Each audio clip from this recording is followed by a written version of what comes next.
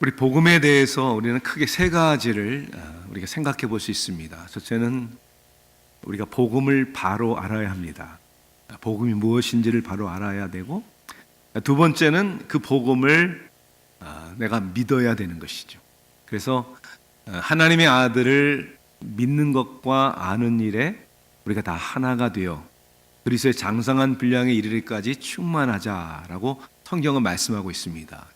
복음을 알아야 하고 복음을 믿어야 될 뿐만 아니라 복음을 알고 믿으니까 결국 우리의 삶에 복음의 열매가 나타나야 되는 것이죠. 그 복음이 우리의 삶과 상관이 있게 되는 것이고, 우리의 삶 속에는 하나님을 믿는 그 믿음의 열매가 맺어져야 되는 것입니다. 우리가 로마서 말씀을 계속 강해하면서 하나님 앞에 우리가 믿음으로 의롭다함을 얻은 우리들의 삶 속에는 그것을 믿는 성도들에게는 반드시 나타나야 되고 맺어져야 되는 열매가 있습니다. 우리가 누려야 될 것이 무엇인지를 오늘 우리가 말씀을 나눠야 될 텐데, 우리 11번째 강해 말씀, 오늘 본문은 로마서 5장입니다. 1절부터 11절까지 말씀을 우리 함께 봅니다.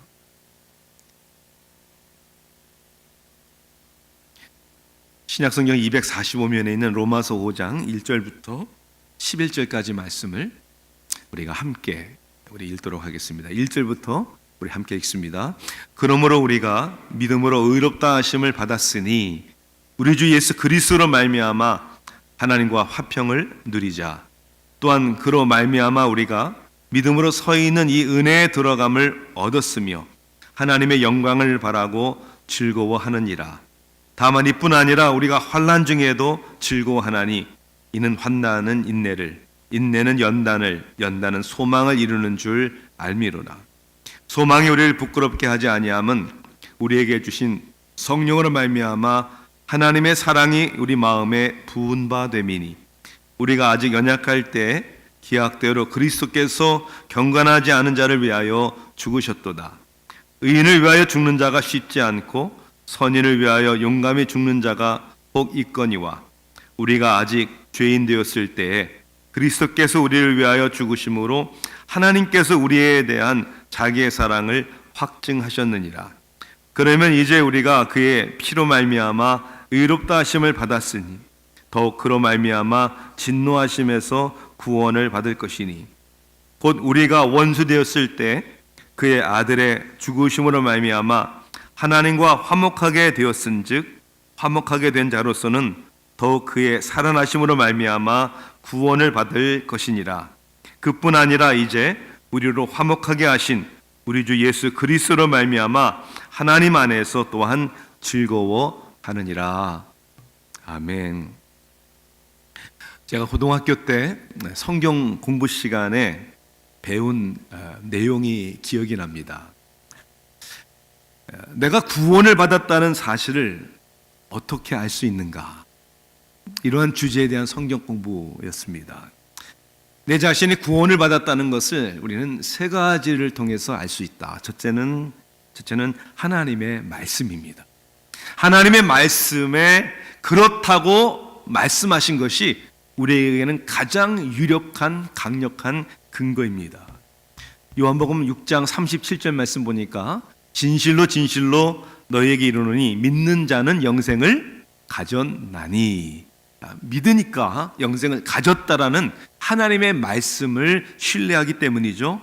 요한복음 3장 16절 말씀 그대로 그를 믿는 자마다 멸망하지 않고 영생을 얻게 하려 하심이라. 이 하나님의 말씀이, 이 말씀을 믿는 내가 구원을 받았구나라는 사실을 확증하게 해줍니다. 자, 두 번째는 우리 안에 성령님께서 내적으로 우리에게 증거와 확신을 주시는 것이죠. 요한일서 4장 15절 말씀 보니까 누구든지 예수를 하나님의 아들이라 시인하면 하나님이 그의 안에 거하시고 그도 하나님 안에 거하느니라. 또한 요한일서 4장 13절 말씀은 그의 성령을 우리에게 주심으로 우리가 그 안에 거하고 그가 우리 안에 거하는 줄을 아느니라. 자, 이 안다라는 것이 결국 내 안에 성령께서 우리가 하나님의 아들이요 구원을 받았고 영생을 가졌다라는 것을 증거해 주시기 때문에 안다는 것이죠. 저는 그래서 우리가 예수를 믿는다라는 표현보다는 결국 성령을 통해서 예수님이 믿어지게 하시는 하나님의 역사라는 것이죠. 성령이 아니면 예수님을 주라 시인할 수 없기 때문입니다. 그래서 우리가 구원받았다는 사실을 아는 것이다. 자, 세 번째는 우리의 삶의 열매입니다. 우리가 완벽하진 않지만, 다 변화된 건 아니지만, 우리의 삶 속에 하나님의 자녀가 된 사람으로서의 변화와 열매를 보면서 이것이 구원받았구나라는 것을 알 수 있는 것이죠. 그 열매는 나도 알아야 되고 또 우리 주위의 사람들도 알아야 한다는 것이죠. 그래서 우리가 구원받았다는 사실을 말씀으로, 그리고 우리 마음속에 성령께서 증거해 주심으로 삶의 변화와 열매를 통해서 알 수 있다. 우리가 로마서 말씀을 1장부터 4장까지를 보았습니다. 10번의 설교를 통해서. 로마서는 하나님 앞에 우리가 죄악된 인간이다, 죄인이라는 사실을 선포하면서, 그렇기 때문에 이 죄의 문제로 말미암아 하나님의 진노 아래 있고 하나님의 심판을 피할 수 없다, 핑계치 못할 것이다 라고 성경은 말씀하고 있다는 사실을 우리가 공부했습니다. 이 죄의 문제를 어떻게 해결할 수 있습니까? 우리의 의지나 우리 행위로는 해결할 수 없고, 오직 예수 그리스도께서 속죄물로 우리를 대신하여 죽으심으로 말미암아 죽은 자를 살리시는 하나님을 믿고 예수 그리스도를 우리가 믿고 주로 시인하면 하나님의 자녀가 되며 하나님의 정죄와 심판으로부터 우리는 구원받을 것이다. 그래서 믿음으로 의롭다함을 받았다. 아브라함도 그랬고 예수님을 믿는 우리 모든 사람들이 믿음으로 의롭다함을 얻는 것이죠. 여러분, 우리가 믿음으로 얻었다는 사실을 우리는 무엇을 통해서 알 수 있는가? 말씀을 통해서 알 수 있고, 또 우리의 마음에 성령께서 그렇게 증거하고 계시고, 오늘 5장 1절부터 11절까지 말씀을 보면 믿음으로 의롭다함을 받은 사람들의 삶 속에서 우리가 누리는 삶의 열매와 모습을 통해 알 수 있다는 것이죠. 진리가 중요하고 그 진리를 믿기 때문에 중요한 것이고, 그 진리를 믿기 때문에 우리의 삶 속에 이러한 열매를 우리가 맺어야 하고 이러한 삶을 누려야 한다. 오늘 본문은 세 가지를 얘기하고 있습니다. 지금 여러분의 삶에 이 세 가지를 누리고 계십니까? 믿음으로 의롭다함을 받은 성도로서 이 세 가지는, 첫째는 평화를 누려야 되고, 그 다음에 소망을 누려야 되고, 세 번째는 믿음 안에서 주님이 주시는 기쁨, 즐거움을 누려야 하는 것입니다. 그 말씀을 볼 때 첫째는 믿음으로 누리는 평화 혹은 화평입니다. 오늘 1절 말씀을 여러분 다시 한번 주목해서 보시길 바랍니다. 자, 그러므로 우리가 믿음으로 의롭다 하심을 받았으니, 이 영적인 사건, 믿음으로 의롭다함을 받은 사람들의 삶 속에 그러므로 우리 주 예수 그리스도로 말미암아 하나님과 화평을 누리자 그랬어요. 누린다. 그 화평을 우리의 삶 속에 경험해야 한다는 것이죠. 근데 여기서 우리가 주목해야 할 사항은 하나님의 평화를 누리는 것이 아니라 뭐라고 되어 있습니까? 하나님과 화평을 누리자 이렇게 되어 있습니다. 하나님의 평화가 아니라 하나님과 화평을 누리는 것입니다. 이것은, 이 평화라는 것은 우리의 삶의 어떤 감정이나 어떠한 상황적인 경험이 아니라 하나님과의 관계 속에서 누리는 것임을 말씀해주고 있습니다. 이게 크게 두 가지로서 우리는 하나님과 화평을 누리는 것인데, 하나는 적대적인 관계로부터 자유로운 화평을 누리는 것입니다. 적대적인 관계에 있는 쌍방이 서로에게 이제 더 이상 위협적인 존재가 아니라 평화적인 관계를 누리자라고 얘기하는 그러한 평화입니다. 바로 며칠 전에 북한의 김정은이 아주 놀라운 그러한 뉴스거리를 우리에게 줬습니다. 북한 풍계리 핵 실험장을 폐기하고 더 이상 대륙간 탄도미사일 시험 발사를 중단하겠다. 그리고 세계 평화를 위해, 그리고 자신의 나라의 경제를 위해 힘쓰겠다. 여러분, 우리 조국 한반도에 더 이상 전쟁의 위험과 위기가 없는 그런 평화가 오면 얼마나 좋겠습니까? 우리는 그렇게 소망해야 되고, 우리 한국과 미국과 또 북한의 위정자들이 정말 그렇게 고백한 대로 잘 해결할 수 있도록 우리가 응원하고 기도해야 합니다. 그것이 평화입니다. 서로의 핵으로부터, 전쟁으로부터, 적대적인 관계로부터 우리 더 이상 싸우지 말자, 더 이상 그런 관계 갖지 말자, 이것이 평화입니다. 우리가 보면 하나님과 인간의 죄악된 인간의 관계에서도 죄로 인하여 적대적인 관계에 있었습니다. 오늘 본문도 그렇게 얘기하잖아요. 8절에 보니까 우리가 아직 죄인 되었을 때에 그랬어요. 거룩하신 하나님이신데 우리는 죄인된 인간이라는 거예요. 이게 적대적인 관계입니다. 6절에 보니까 경건하지 않은 자를 위하여 그랬어요. 우리 경건하지 않습니다. 10절에 보니까 우리가 원수 되었을 때 누구와 원수된 겁니까? 하나님과 원수된 것이에요. 6절에 보면 우리가 연약할 때 원수되었고 경건하지 아니었고 죄인이었고, 그리고 그것을 해결할 수 있는 능력이 아무것도 없는 그러한 연약한 우리들과의 하나님과의 이 적대적인 관계가 해소되었다는 거예요. 더 이상 원수의 관계가 아니라는 것입니다. 그래서 하나님의 진노와 심판의 위험으로부터 우리는 구원함을 받았다는 거예요. 자, 그런데 믿음을 누리는 이 화평은 적대적인 관계로부터의 자유로운 평화만이 아니라 좀 더 적극적이고 주도적인 평화입니다. 긍정적인 면에서의 평화가 있다는 거예요. 자, 2절에 그렇게 나와 있습니다. 또한 그로 말미암아 우리가 믿음으로 서 있는 이 은혜에 들어감을 얻었으며 그랬어요. 하나님의 진노와 심판을 피할 뿐만 아니라 하나님의 은혜에 들어갈 수 있는 그런 자격과 축복과 권리를 얻었다는 겁니다. 하나님의 진노와 심판으로부터 구원을 받은 더 이상 적대적인 관계가 아닌 평화를 누릴 뿐만 아니라 언제든지 하나님 앞에 나갈 수 있는, 아니 하나님께서 우리와 함께 평화의 관계를 주신다는 사실을 우리는 경험하게 되는 것이죠. 이것이 바로 유대인들이 서로 샬롬 하고 인사할 때 하나님의 샬롬, 하나님의 평화를 의미하는 것이죠. 하나님이 함께 하시는 평화, 하나님의 자녀가 되었다라는 이 관계 속에서의 평화를 누리자라고 얘기하고 있습니다. 2010년 벌써 약 8년이 됐습니다. 8월 14일자 조선일보의 기사에 안경선이라는 목사님에 대한 기사가 실렸습니다. 후도함을 알았던 아버지가 48살의 젊은 나이에 세상을 떠나실 때 너는 목사가 되어라 라는 유언을 남기셨고, 그 계기로 목사가 되었다고 합니다. 아니, 이분은 소위 얘기하는 대형교회 목사님도 아니고 유명한 목사님도 아닌데 왜 일반 언론 신문사에서 이 사람에 대한 기사를 실었을까? 여러분, 사랑의 원자탄이라는 별명을 가지신 손양원 목사님에 대해서 아시죠?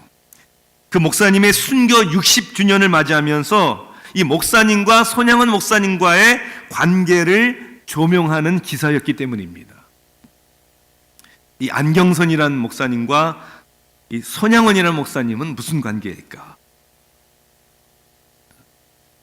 이 한센병자들, 나원자들을 치료하는 이 전남 여수시 예양원 교회에 36살의 젊은 나이에 부임한 이 손양원 목사님은 한국 전쟁이 터진 후에 북한군의 총살에 순교당하시기까지 그 나환자들을 사랑하고 섬겼습니다. 이 간호사들조차도 꺼리는 이 한센병 중환자들의 이 고름을 입으로 빨아냈다라는 그러한 일화도 있지 않습니까? 그래서 사랑의 원자탄이다. 1948년도에는 여수 반란 사건 때 더 충격적인 사건이 일어나죠. 이 손양원 목사님의 두 아들은 신앙과 이 민족 정신에 불타 있었는데 이 좌익 반란군 폭도들에 의해서 총살을 당합니다. 그러니까 두 아들을 동시에 잃어버린 것이. 이 두 아들을 죽인 범인 가운데 안재선이라는 사람이 이제 잡혔습니다. 그리고 이제 마을 사람들에 의해서 이제 처형당할 당시에 손양원 목사님은 이를 말렸습니다. 이 사람을 죽이면 우리 아들들의 죽음이 헛되고 말게 됩니다. 그리고 오히려 손양원 목사님은 이 안경선이라는 사람을 자기의 안재선이라는 사람을 자기의 양아들로 삼깁니다.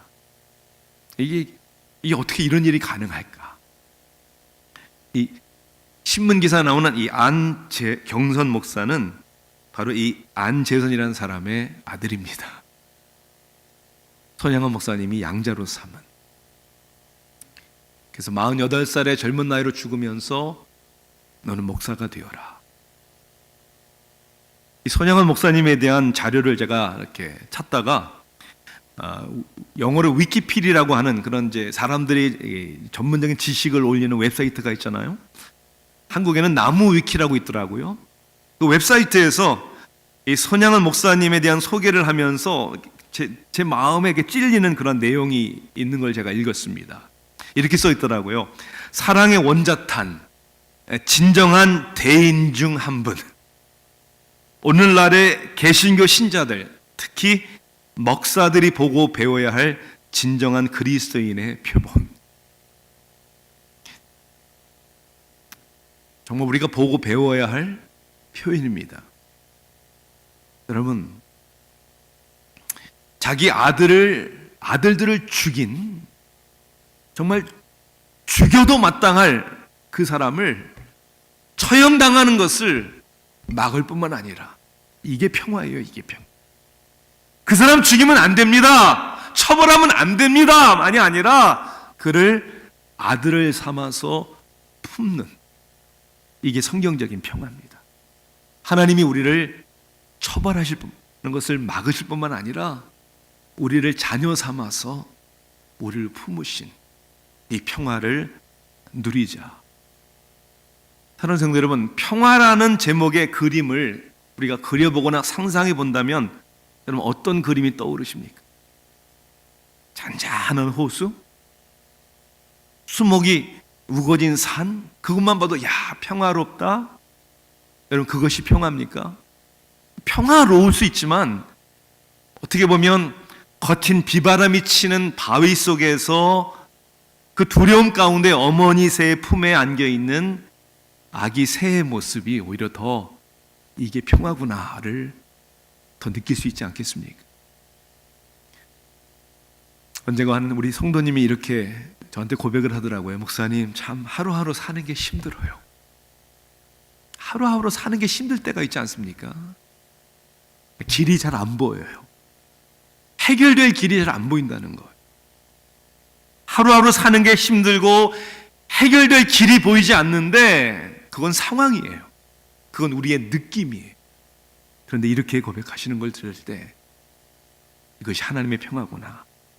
그런데 마음에 평화가 있어요. 하루하루 사는 게 힘들고 길이 보이지 않는 삶의 상황 속에서도 제 마음에 하나님의 주시는 평화가 있어요. 이것이 믿음으로 의롭다함을 받은 사람들이 누리는 축복입니다.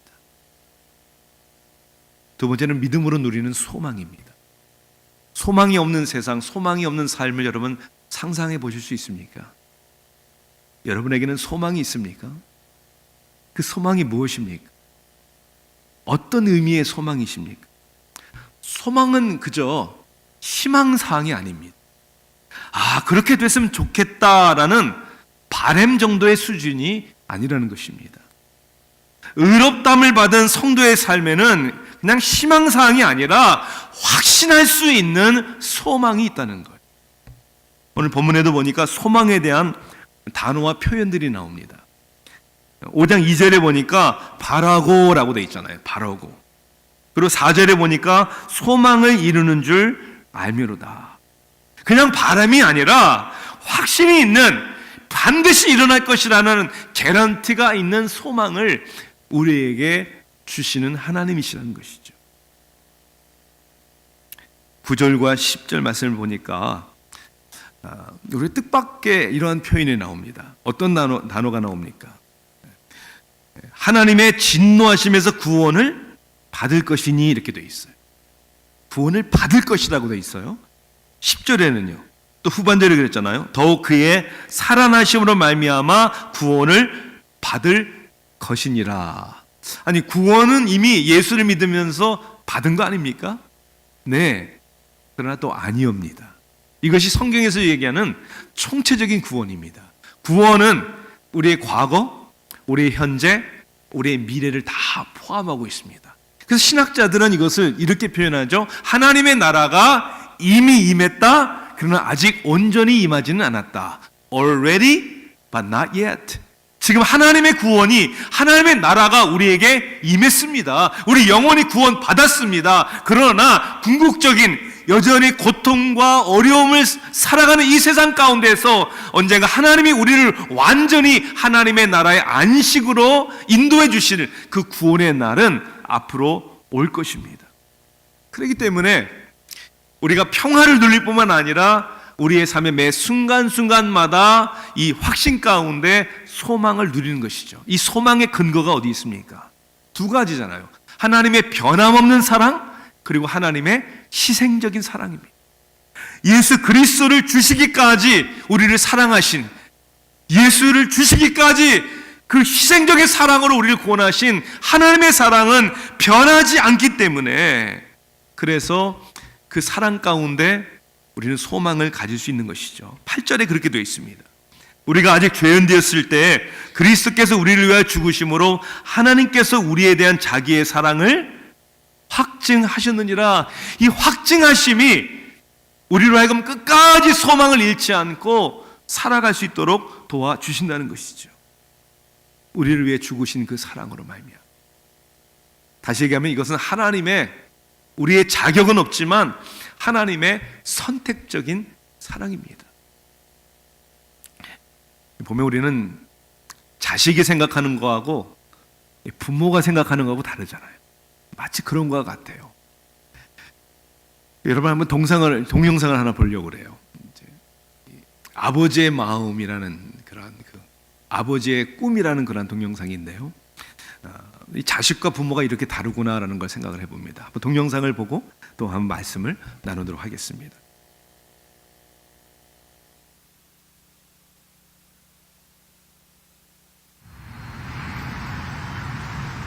아이들은 자신의 꿈에 대해 어떤 생각을 갖고 있을까요? 한 고등학교를 찾아가 청소년의 꿈을 스케치하다라는 주제로 의식조사 프로그램을 촬영하기로 했습니다. 안녕하세요. 수능 잘 봤어요? 다들 시선을 피하는데 오늘 얘기할 거에 대해서 조금 학생들이 생각하는 꿈은 과연 무엇일까요? 질문지를 갖고 왔어요. 죽기 전에 꼭 해보고 싶은 당신의 꿈은 무엇인가요? 이게 버킷리스트라고 하죠, 요즘에.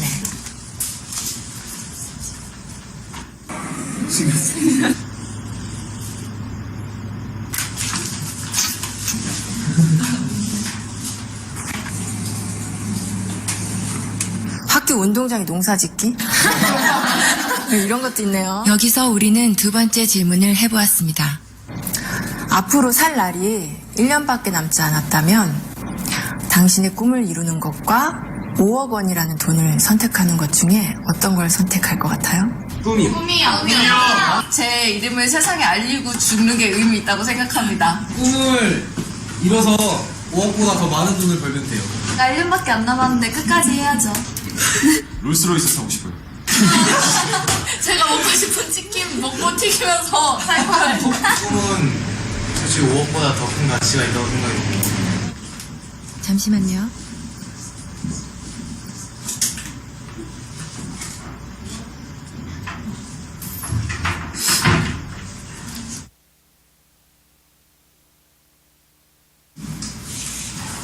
우리 온 가족이 함께 모여서 외식도 좀 거라한 데서 좀 해보고 싶고 하고 싶은 게 너무너무 많죠. 아들이랑 둘이서 배낭여행 한번 가고 싶어요. 마치 투어? 아니야? 저희 고향 양평으로 데려가서 그림같이 멋있는 집을 짓고 사랑하는 가족과 함께 행복하게 사는 게 제 꿈입니다. 조그만 극장이라도 하나 해줬으면 성진이가 하고 싶어 하는 거니까. 많은 추억이나 또 집사람한테 그동안 못 해준 거 그런 것만 생각나더라고요. 가족과 함께 여행을 하는 게 제 꿈입니다. 근데 할 수만 있으면 진짜 같이 한번 성진이 데리고 여행을 좀 해보고 싶습니다. 구석에 친구들 한번 만나보고 싶어요. 맥주 한잔 마시고 싶어요. 맥주 괜찮죠?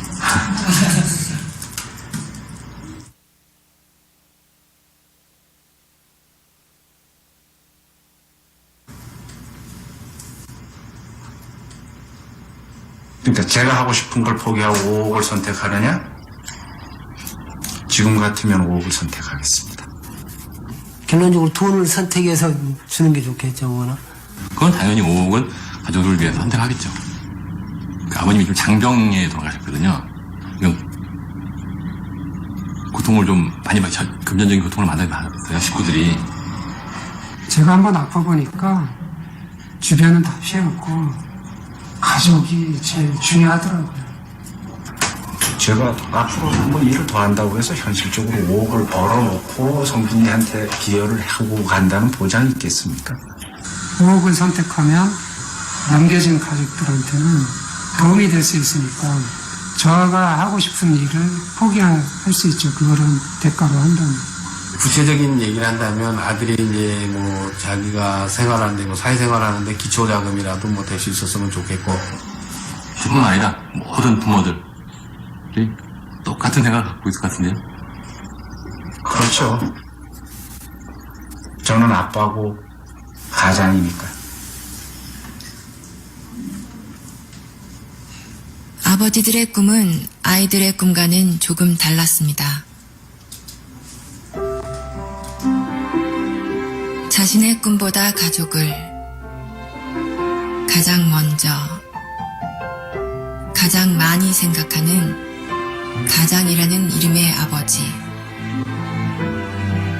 아빠, 사랑해요. 그 곁에 항상 함께하겠습니다. 사랑해요. 아빠 사랑해요.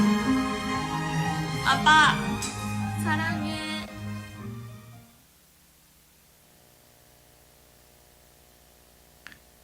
모든 아빠들은 자신의 인생을 포기하더라도, 자기가 하고 싶은 것을 포기하더라도 가족을 위해,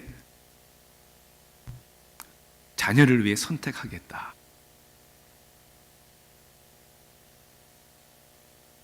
그러한 아버지의 사랑은 바로 하나님의 사랑이 그 형상 속에 있기 때문입니다. 예수님은 당신의 사역을 시작하실 때 광야에서 40일을 밤낮으로 금식을 하셨습니다. 그 굶주림 속에 마귀가 와서 예수님을 시험을 하죠. 3가지의 시험이 성경에 나옵니다. 네가 만일 하나님의 아들이어든 명하여 이 돌들을 떡덩이가 되게 하라. 40일은커녕 4일만 굶어도, 아니 하루만 굶어도 우리는 참을 수 없는 시험일 텐데 예수님은 자신을 선택하지 않았습니다. 두 번째는 내가 만일 하나님의 아들이어든 뛰어내리라. 기록되었으되 그가 너를 위하여 그의 사자들을 명하시리니 그들이 손으로 너를 받들어 발이 돌에 부딪히지 않게 하리로다 했느니라. 얼마든지 자신의 자존감을 세울 수 있는 기회였는데, 그래 내가 하나님의 아들이지, 내가 하나님이지. 근데 예수님은 그 선택을 하지 않으셨습니다. 세 번째, 그를 지극히 높은 산으로 가서 천하 만국과 그 영광을 보여 이르되 만일 내게 엎드려 경배하면 이 모든 것을 내게 주리라. 예수님은 그 선택을 내리지 않으십니다.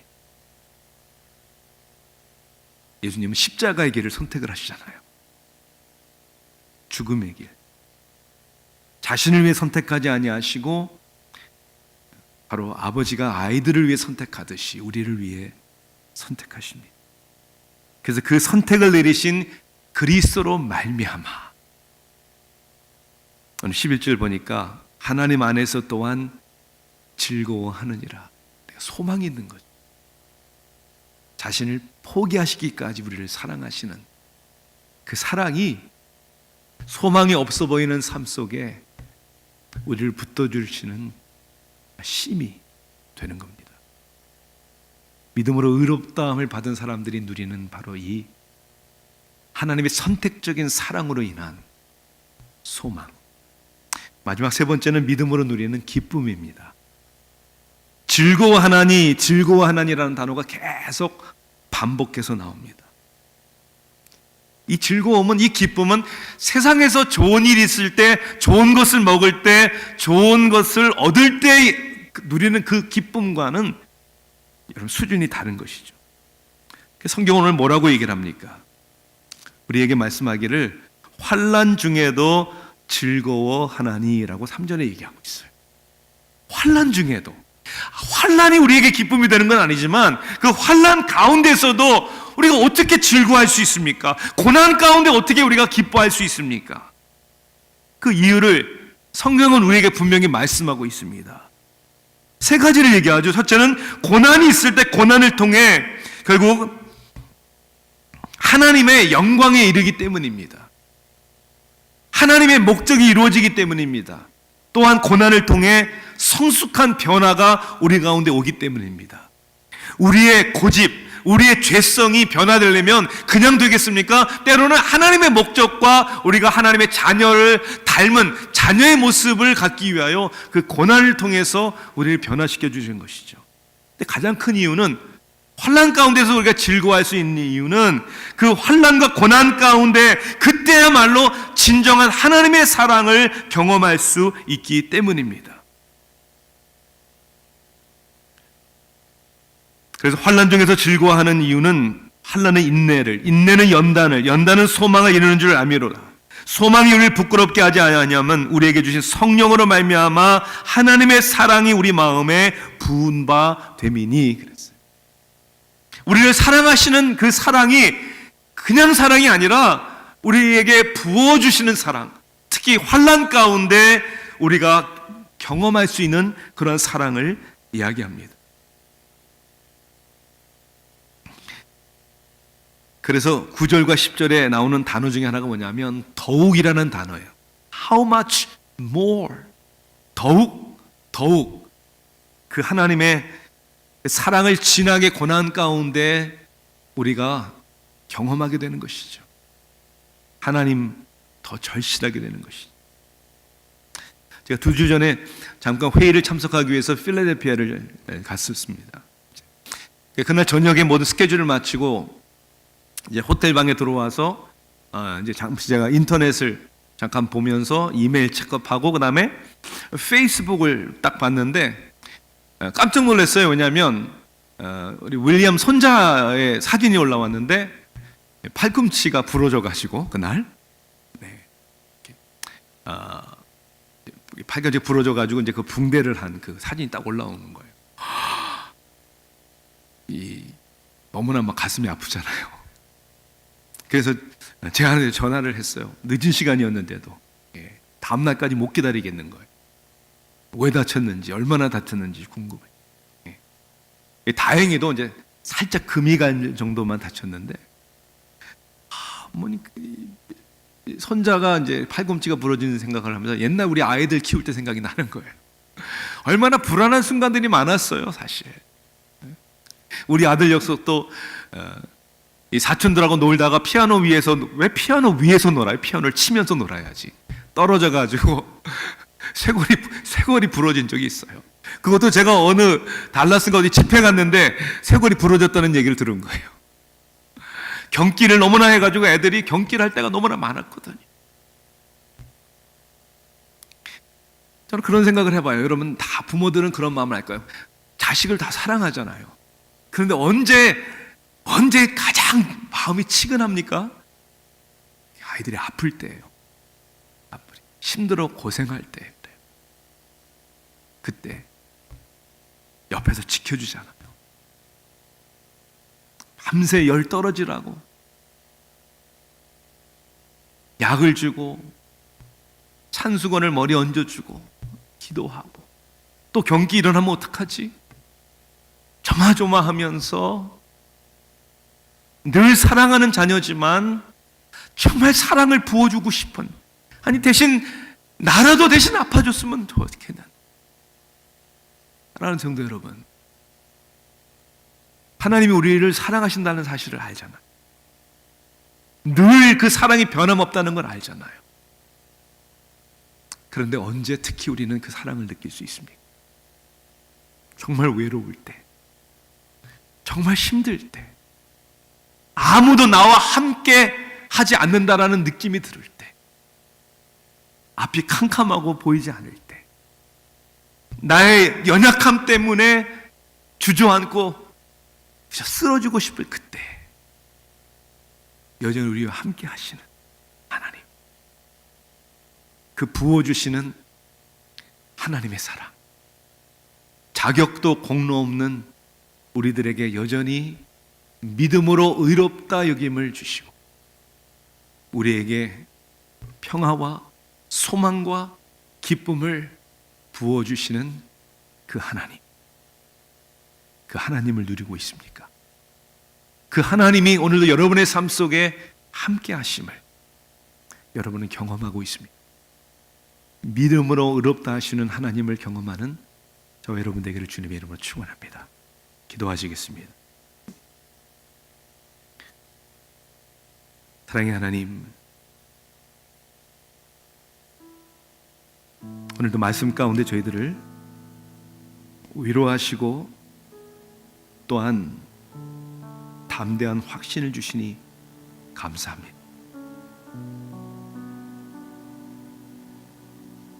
믿음으로 의롭다함을 받은 저희들의 삶 속에 하나님과 더불어 화평을 누리며 하나님의 소망과 우리에게 부어주시는 그 사랑의 즐거움이 충만케 하옵소서. 그리고 하나님의 영광을 위하여 변화된 우리의 삶의 모습을 통해, 그리고 우리의 외치는 복음의 메시지를 통해 세상에 그리스도를 알리는 사명을 감당하게 하옵소서. 예수 그리스도의 이름으로 간절히 기도하옵나이다. 아멘.